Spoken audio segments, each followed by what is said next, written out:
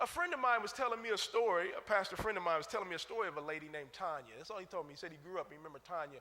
And Tanya, this lady named Tanya, he said, I'll never forget, she had this pet snake.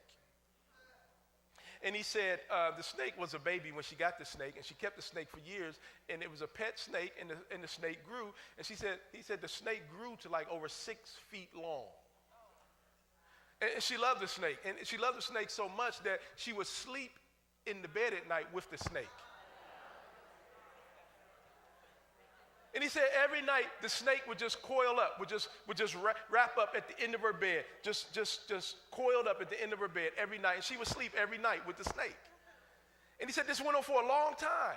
And he said one morning she woke up and she noticed that the snake was not on the bottom of her bed coiled, but the snake was stretched out long on her bed.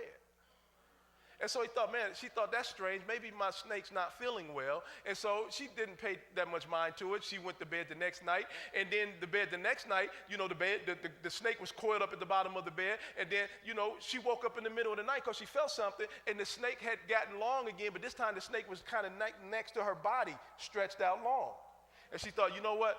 My snake is sick. So she said, I'm going to call in a veterinarian and see what's going on. And she knew a veterinarian personally, and she called him in. She said, listen, when you go to bed, just call me and let me know, and I'll come by. And so sure enough, snake coiled up at the bottom of the bed.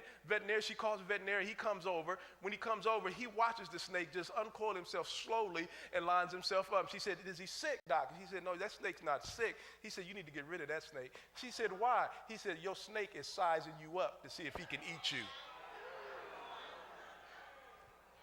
She said, what? She said, he's sizing you up to see if he can eat you.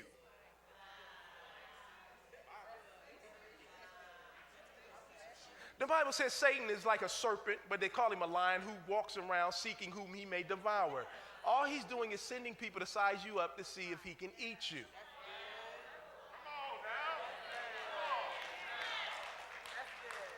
Are you following what I'm saying?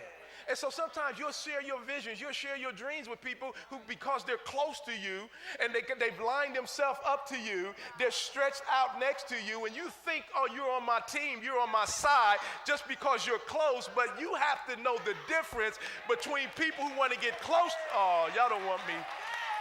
Are y'all hearing what I'm saying?